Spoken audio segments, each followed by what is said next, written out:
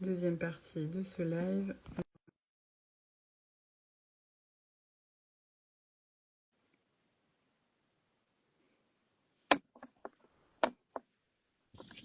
Oui. Me voilà. Pardon. Alors, en fait, j'ai pas de wifi parce que je suis dans mon atelier et c'est parce que Instagram a mis que j'avais atteint ma limite quotidienne et ça a coupé le truc. Je suis désolée. D'abord ça, mais effectivement, là, c'était pas très opportun. On va Ouais, prendre un bon, petit grab sur Instagram. voilà. Du coup, moi, ça a coupé. Peut-être que tu peux reprendre au début. Pas au début de notre présentation, Ah mais oui, au non, début de. notre rencontre sur LinkedIn et j'en étais à un Ouais, moment où j'hésitais un petit peu. Est-ce que je reprends un boulot, on va dire un peu plus alimentaire, en tout cas alimentaire. voilà, qui me fait vivre au quotidien, ou est-ce que je persévère dans cette voie plus artistique avec son chaos que ça peut aussi induire d'être parfois voilà un peu seul aussi. Enfin voilà, c'était un peu ce questionnement-là qui revient régulièrement chez moi, mais en tout cas que voilà, là il était assez présent. On était aussi, je pense, dans une situation un peu économique, un peu anxiogène. Enfin, ça continue, mais voilà, il y avait plein d'autres paramètres qui entraient aussi en compte. Et puis, bon, voilà. Mais après, quand j'expliquais sur le post, là, cette idée de Liane aussi, de parfois saisir l'opportunité d'après, à chaque fois, en fait, que j'avais envie soit même de tout arrêter, de rendre les clés de mon atelier ou de me dire, allez, ça reste un hobby et j'en fais pas un métier. Et ben, à chaque fois, il y avait un projet ou quelque chose qui arrivait qui du coup, me redonnait envie de continuer. Et donc, je voyais bien qu'en fait, il fallait qu'il y ait davantage d'événements comme ça qui se produisent pour justement que ça me donne un élan et pouvoir continuer. Ouais. Et voilà. Moi, juste pour mettre un peu les choses en perspective, alors il y a ton ressenti qui est absolument pas négligeable. Moi, ce que je voyais de l'extérieur, je me souviens que quand on s'est rencontrés sur LinkedIn, ta communication, elle était déjà relativement propre. Enfin, forcément, de par ton métier annexe, ta communication était déjà très professionnelle. Tu avais de beaux projets, tu étais déjà présente en galerie, tu vendais déjà ton travail. D'un point de vue extérieur, on pouvait se dire, Aude, ça tourne, ça roule pour elle et tout se Bien passe sûr. Ouais. mieux. Mais je pense que pour toi, en fait, tout était déjà en place. Il y avait des liens à faire entre tout pour que vraiment toute ta manière de communiquer soit hyper homogène, hyper structurée et stratégique, bien qu'il y avait déjà une base énorme, hein, on est d'accord. Et après, effectivement, il y avait le positionnement qui était peut-être intéressant, important. Et Oui. puis après, effectivement, un besoin de multiplication des événements, des ventes pour pouvoir stabiliser ton activité et puis être un petit peu plus confortable au quotidien. Ça marche. Exactement. Euh, top, top, top. Du coup, tu as commencé au mois de septembre la cohorte. Est-ce que tu peux nous parler peut-être un petit peu de justement comment l'accompagnement se passe, quels sont Ouais. les plus aussi parler des choses négatives parce que c'est des choses qui font Ouais, aussi. alors je suis un peu Madame Contente, alors souvent voilà, je suis assez positive là-dessus. Euh, alors déjà, le premier point extrêmement positif, c'est quand on a échangé la première fois, c'était en discussion, mais ça s'est concrétisé, c'est que ça a pu être financé par l'AFDAS. Et ça, Ouais, moi, Enfin, je pense que financièrement, j'aurais peut-être pas osé me le permettre tout de suite, ou en tout cas, j'aurais décalé ce projet. Et là, ouais. le fait que l'AFDAS m'aide dans le financement, ça m'a tout de suite, je me suis dit, allez, je fonce, j'y vais, c'est un signe. Voilà. J'avais déjà suivi des formations comme ça en ligne, mais je savais pas trop, enfin, en ligne, enfin, je veux dire en visio avec quelqu'un. Ça datait un petit peu, je savais pas ce que ça allait forcément donner, mais j'ai eu déjà un bon feeling dans la première visio qu'on a faite quand on a échangé.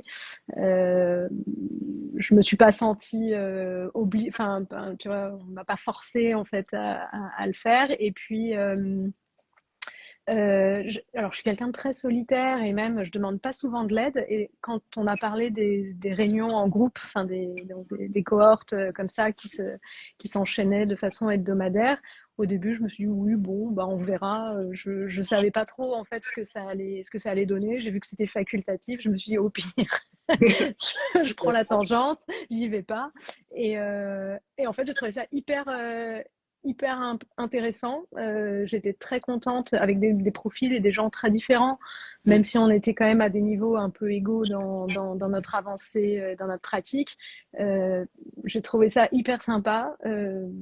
Voilà, je pense qu'on va continuer à garder le contact, à se voir, et finalement de pouvoir exposer un peu ces petites problématiques sur les sujets du cours, enfin, de ne pas être tout seul face à un document PDF qu'on lit, même si on te voit en visio de temps en temps. Je trouvais que ça a humanisé en fait le concept. Enfin, voilà. Et non, alors je pense, je sais pas si c'est pour toutes les cohortes pareil, mais en tout cas, nous, c'était très sympa. Voilà. Bah, j'essaye de créer effectivement des cohortes à chaque session, à chaque rentrée, de créer des cohortes bah, qui sont à des niveaux qui sont identiques, effectivement, enfin du moins assez similaires, histoire que les artistes qui sont déjà un peu, enfin très avancés comme toi et tout le reste de la cohorte, vous n'ayez pas l'impression de perdre du temps avec des artistes qui sont un peu moins avancés qui bah, se poseraient des questions bah, que vous êtes posées vous au début, et inversement, que vos questions qui sont un petit peu plus avancées ne déstabilisent pas et ne mettent pas en panique ceux qui sont au début. Plus Donc novice. il y a des histoires de niveau, mais pour autant le programme il est le même pour les deux groupes, ça change absolument rien. Et puis in fine, vous avancez chacun à votre manière, enfin chacun à votre manière différemment. Et il y a un avancement pour tous. Euh, et c'est aussi pour ça que je fais des appels découvertes, que je prends le temps de faire des appels découvertes, et Dieu sait que ça prend pas mal de temps.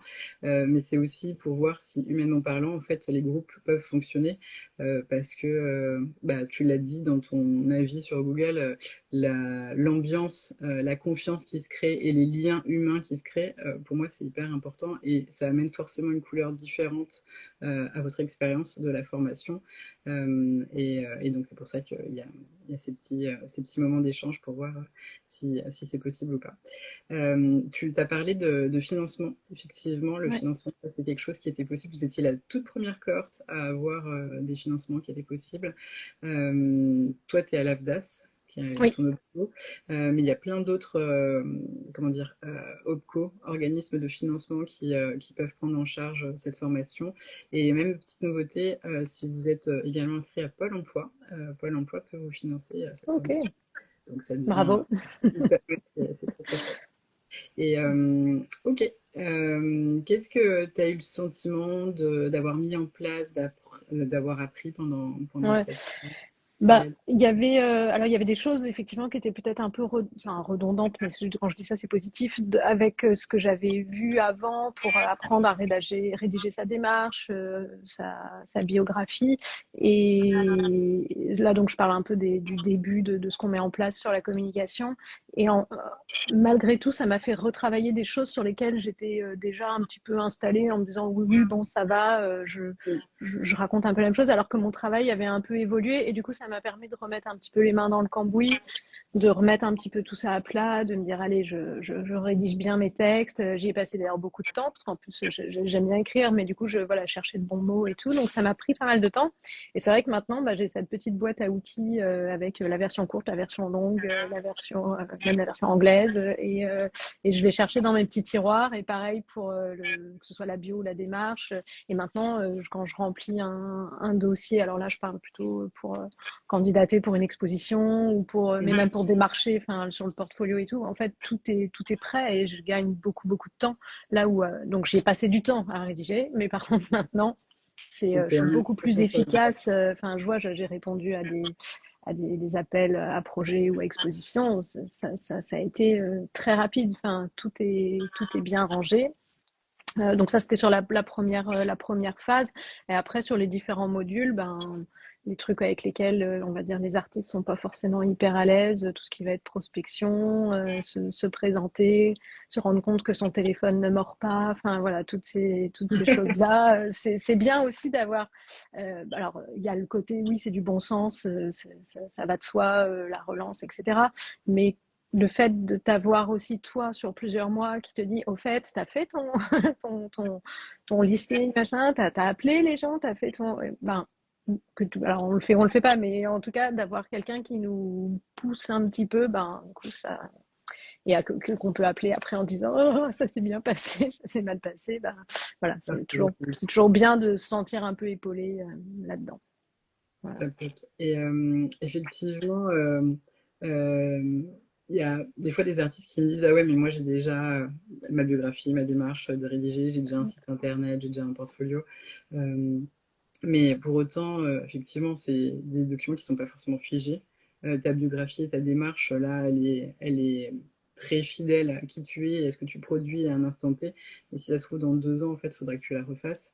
Et les fondamentaux, le cas, c'est aussi une méthode avec une structure pour refaire, parce que vous avez peut-être déjà les choses qui fonctionnent en soi sur le papier.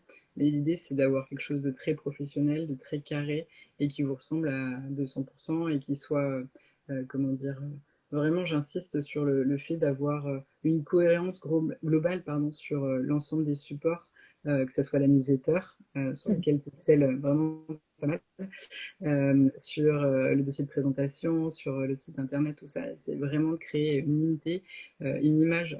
J'insiste sur le fait que vous êtes certes des êtres humains, pardon, mais vous représentez une marque, vous représentez votre travail, et c'est en ça qu'il faut qu'il y ait quelque chose d'hyper cohérent, hyper vraiment global, quoi.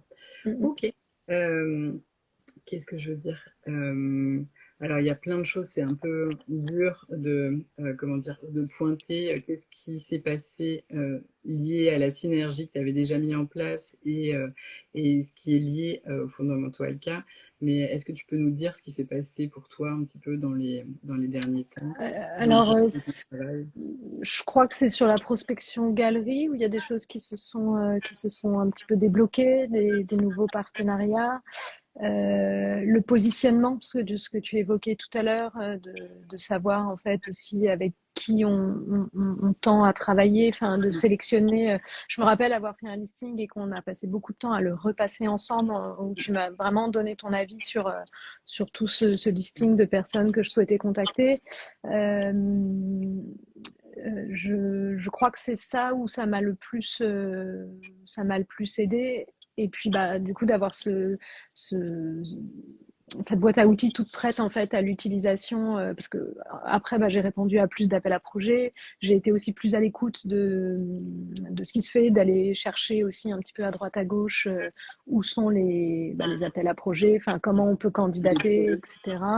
De pas peut-être se dire bah c'est bon là j'ai un truc, je laisse tout tomber et de continuer à organiser ces journées avec toujours un temps quand même de recherche, de travail, de pas être que sur ce qui est acquis, ce que j'ai tendance à faire en ce moment, hein, on va pas se mentir, mais ça reviendra. Voilà.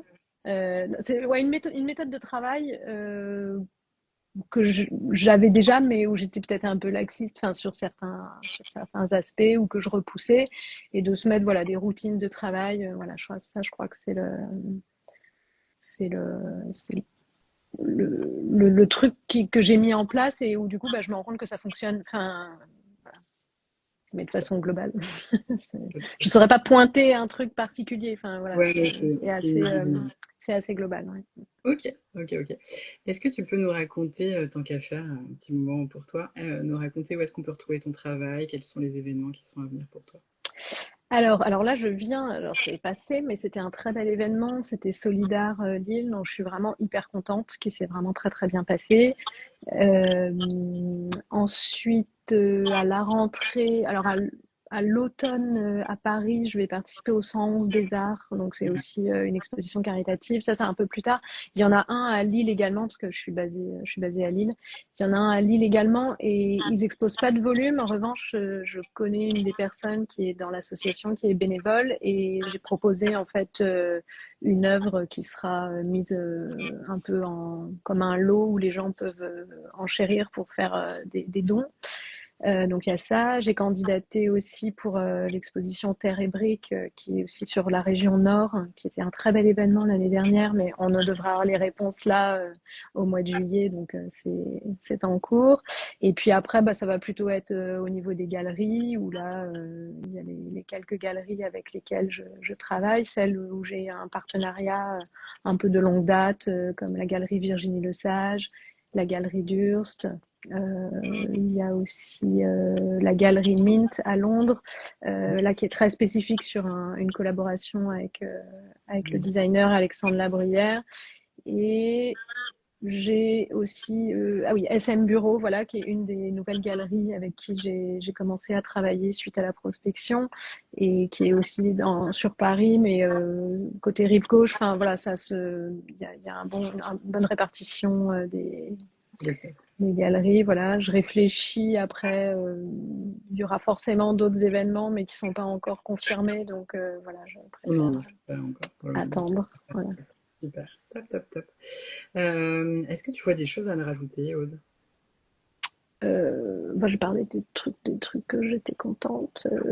Qu'est-ce que je dirais que alors si je dois dire quelque chose, mais tu vois un peu c'est pas du tout dans la critique de personnel justement, c'est que je trouve que tu es très bienveillante. En fait, tu nous pousses, mais t'es pas impressionnante, tu vois, parce que parfois il y a des gens dans le milieu de l'art qui peuvent être un peu intimidants, où on n'ose pas, où on va se sentir pas forcément légitime et tout. Et je trouve que t'es vachement accessible et que du coup c'est facile de discuter naturellement, tout en gardant le ton professionnel, j'entends, de ce qu'il faut faire, ce qu'il faut pas faire. Enfin, tu vois, tu es capable de nous recadrer, mais je veux dire, on peut faire des blagues et raconter un peu de tout et n'importe quoi, et voilà, et en faire quelque chose d'un peu pro. Voilà.